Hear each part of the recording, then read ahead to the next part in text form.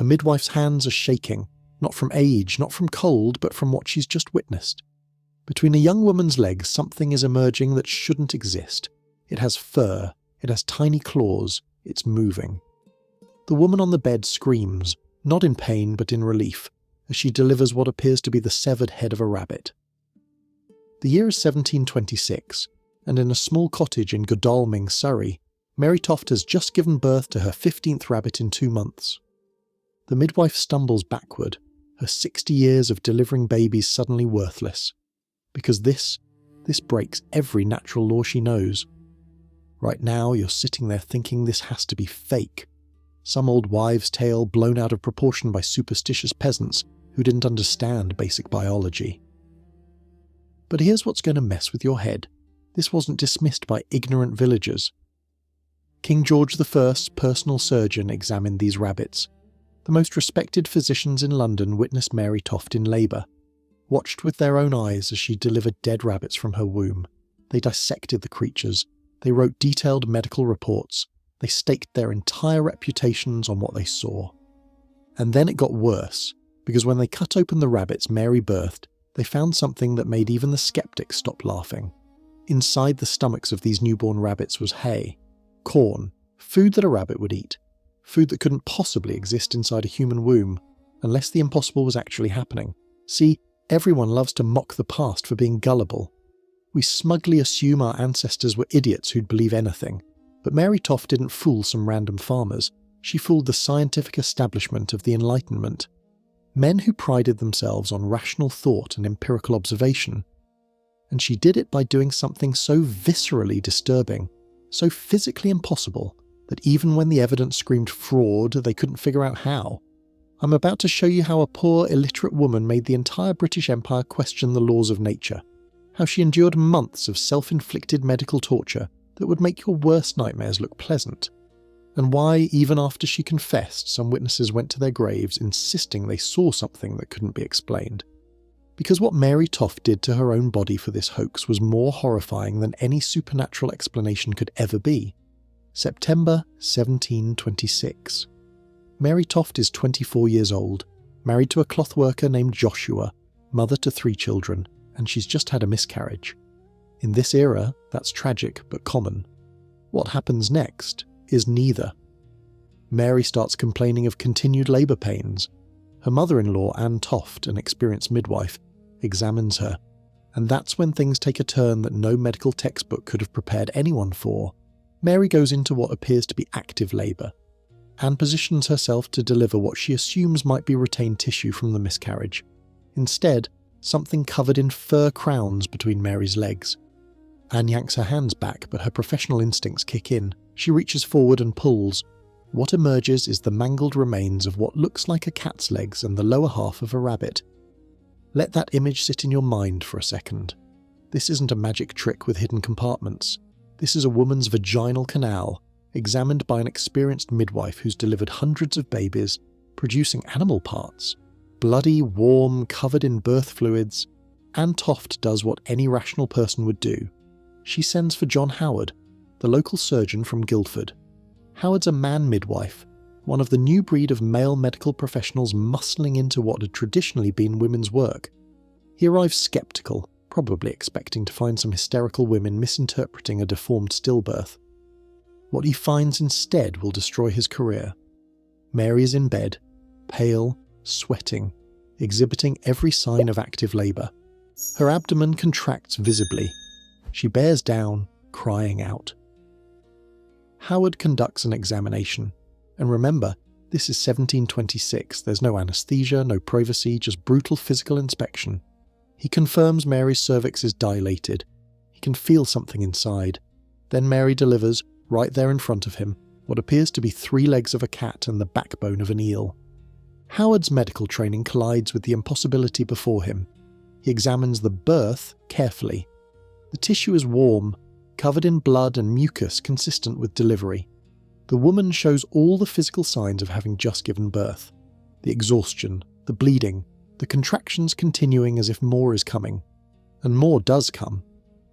Over the next few days, Howard attends Mary as she delivers piece after piece of rabbit. Not whole rabbits. That would almost be less disturbing. but parts.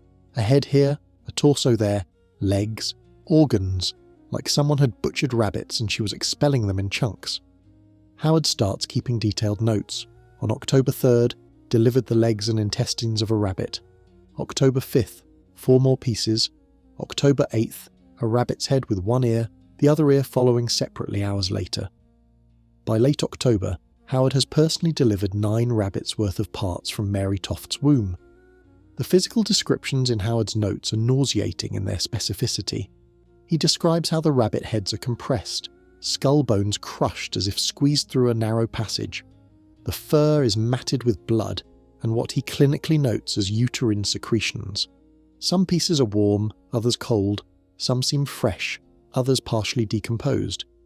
The smell, he mentions it repeatedly, is a mixture of birth fluids and decay that makes him gag, even as he continues his examinations. Here's where a modern audience expects the story to end. Surely Howard realizes he's being tricked. But Howard does something that either proves his complete gullibility or his brilliant ambition. He writes to the Royal Society in King George's court announcing he's witnessing a miracle of nature. The letter, dated November 4th, 1726, is a masterpiece of medical horror. Howard describes in clinical detail how he has personally delivered perfect rabbits from a human woman, how he has examined them and found them to be true rabbits, not deformed human fetuses. He theorizes that Mary, having been frightened by rabbits during her pregnancy, and developing an overwhelming craving for rabbit meat she couldn't afford, has somehow caused her womb to generate actual rabbits. This theory, maternal imagination, wasn't considered absurd in 1726. It was mainstream medical thought.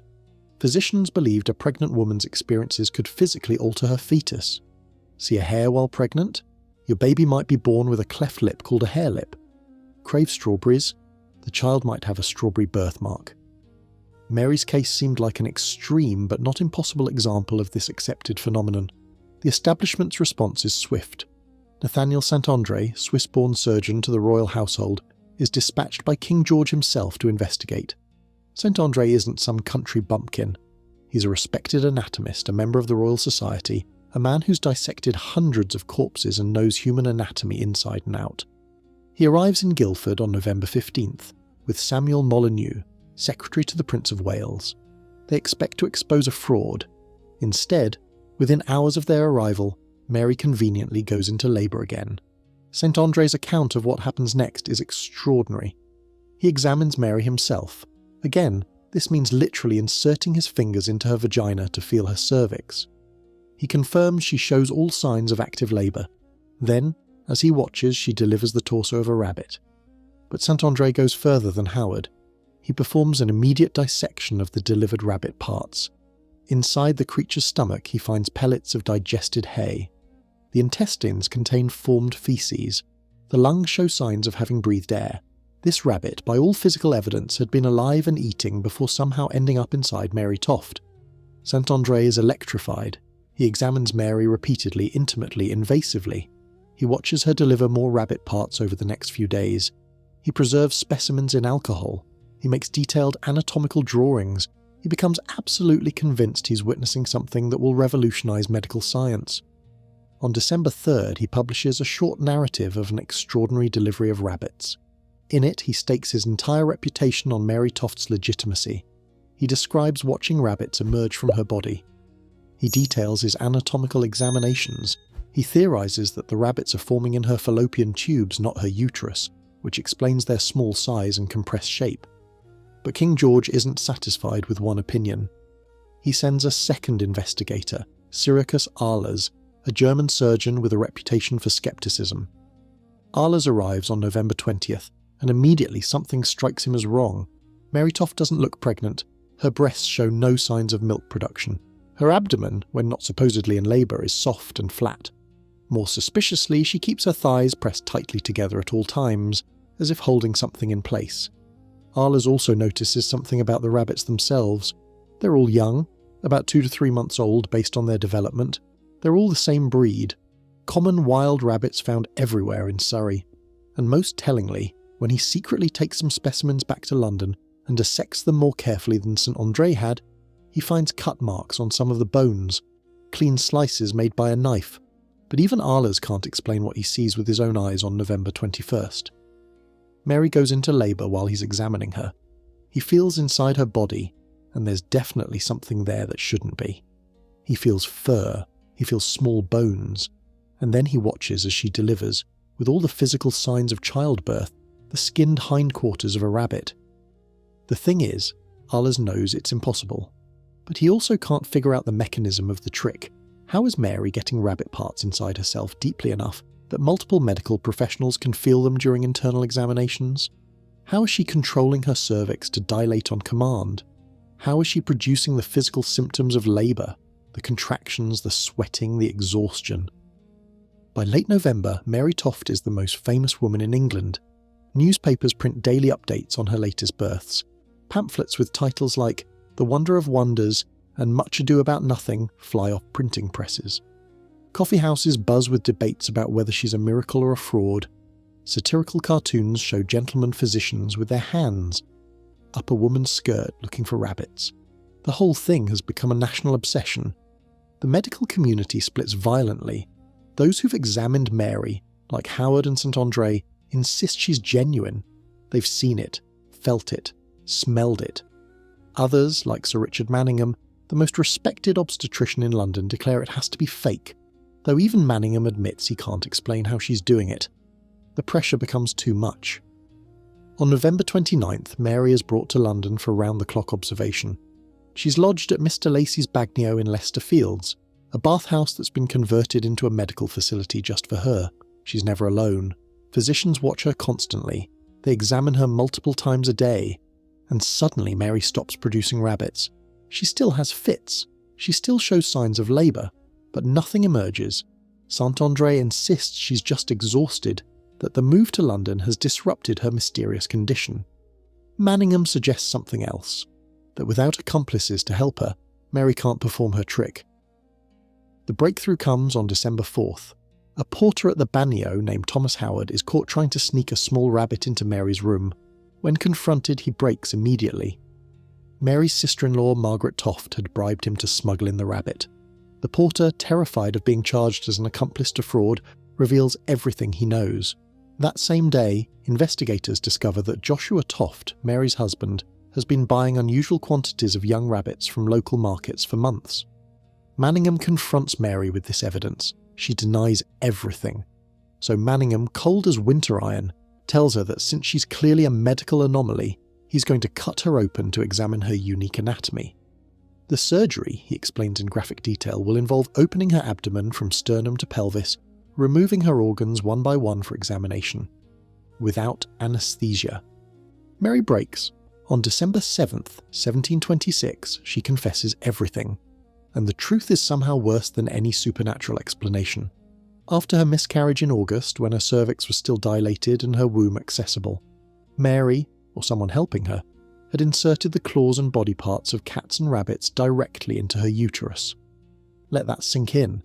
This woman, with no anaesthesia, no sterile equipment, allowed animal parts to be shoved through her cervix into her womb. For the later births, the method was different, but no less horrifying. Mary would insert dead rabbit parts into her vagina, pushing them as deep as she could reach.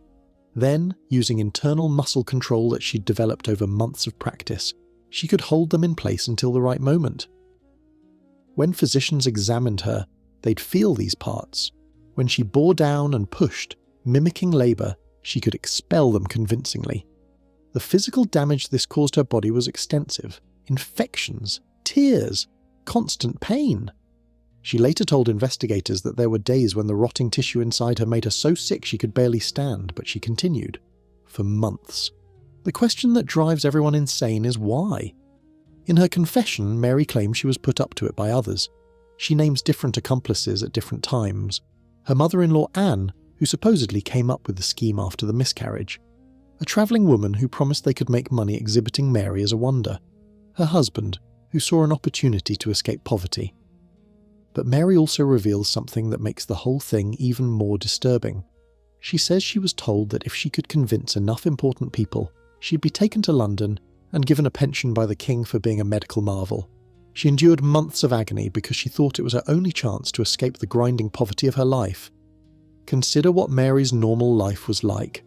24 years old, already mother to 3 children, working as a field labourer for pennies a day. Her husband Joshua made cloth, but the textile industry was in decline. They lived in a cottage that probably had dirt floors, no windows, and animals sharing their living space. Mary couldn't read or write. She had no prospects beyond producing more children and working until her body gave out. Then she has a miscarriage. She's temporarily the centre of attention, receiving sympathy and care she normally never gets. And someone, we'll never know who first suggested it, plants the idea. What if the miscarriage became something more? What if it became their ticket out of poverty? The confession reveals the horrifying logistics. Mary would prepare for her performances by fasting for days so her stomach would be flat. She'd practice controlling her internal muscles, learning to hold objects inside her body even while being examined. She'd bite her lips and tongue to produce genuine tears and signs of pain during her labours. The rabbit parts came from animals her husband bought at markets, but also from poachers who sold them cheap. They'd skin them, cut them up, and Mary would insert them. Sometimes the parts would be inside her for hours before she could deliver them, decomposing in the heat of her body. St. Andre's reputation is destroyed overnight. The man who'd staked everything on Mary Toft becomes a laughingstock. Satirical prints show him with rabbit ears, labelled the Rabbit Doctor. He loses his position at court, his medical practice collapses, and he spends the rest of his life, 50 more years, being mocked for his gullibility. He reportedly never ate rabbit again. Howard, the local surgeon who started it all, is arrested as a potential accomplice, but released for lack of evidence. His career never recovers. He returns to Guildford and dies in obscurity. Manningham, who exposed the fraud, publishes his own account, making sure everyone knows he was the clever one who saw through it. He becomes even more successful, eventually delivering the future King George III. But Mary Toft? She becomes something else entirely. She's charged with being a notorious and vile cheat and sent to Bridewell Prison. But here's the thing. Fraud wasn't clearly a felony in 1726. Authorities can't figure out exactly what crime she's committed. She didn't steal anything. She didn't explicitly demand money. She just gave birth to rabbits. Crowds gather outside the prison to see her. She becomes a celebrity criminal. Ballads are written about her. Her portrait is sold in print shops. She's simultaneously the most famous and most mocked woman in England. After 4 months in prison, charges are quietly dropped, and Mary is released. She returns to Godalming, where she'll live for another 37 years. The parish records note when she gives birth to a daughter in 1727, specifically recording it as her first child after the pretended rabbit breeding. In 1740, Mary briefly resurfaces in court records, arrested for receiving stolen goods. Even then, she's listed as Mary Toft, widow, the rabbit breeder. The label followed her forever. She dies in 1763 at age 60, her obituary still calling her the impostrous rabbit breeder. But questions remain that were never answered. How did Mary learn to control her internal muscles well enough to fool multiple physicians during intimate examinations? That's not something you just figure out. Some historians suggest she may have had help from women who performed illegal abortions, who would have known techniques for dilating the cervix and manipulating the uterus. Why did some witnesses continue to insist, even after Mary's confession, that they'd seen things that couldn't be explained? Thomas Howard, one of the attending surgeons, no relation to the porter, went to his grave claiming he'd felt rabbit fur growing inside Mary's body, something no inserted dead rabbit could explain. Most disturbingly, why were there so many accomplices willing to help Mary put dead animals inside her body? Her mother-in-law, her sister-in-law, possibly her husband, maybe others. What kind of desperation drives an entire family to participate in something so grotesque? Medical analysis suggests Mary probably suffered severe internal injuries from her self-inflicted trauma. The repeated insertion of foreign objects, the infections from decomposing tissue, the damage from forcing her cervix to dilate. She likely developed fistulas, abnormal connections between her vagina and rectum, causing lifelong incontinence and pain. Yet she survived what should have killed her. The physical evidence was destroyed or lost. The preserved rabbit specimens Saint André had prepared vanished. The medical notes from various examinations were largely suppressed. It's like everyone involved wanted to pretend it never happened. But it did happen. For 3 months in 1726, the British Empire's greatest medical minds genuinely believed a woman was giving birth to rabbits. They believed it because they saw it, because they felt it, because the alternative, that someone would willingly undergo such torture for a hoax, seemed even more impossible than supernatural rabbit births. In the strangest way, Mary Toft got exactly what she wanted, just not how she expected. She became famous. Her story was told across Europe. We're still talking about her 300 years later. She achieved the kind of immortality that no amount of royal pensions could have bought. The Rabbit Woman of Godalming. A poor, illiterate peasant who made the Enlightenment question itself, who endured unimaginable self-inflicted torture for the slimmest chance at a better life, who turned her own womb into a theatre of horror and had an entire nation buying tickets to watch. That's the real horror of Mary Toft, not the impossible births, but what desperation can drive a human being to do to their own body. Because monsters aren't real, but poverty, desperation, the willingness to destroy yourself for even the faintest hope of escape. That's as real as the blood Mary Toft spilled for her impossible children.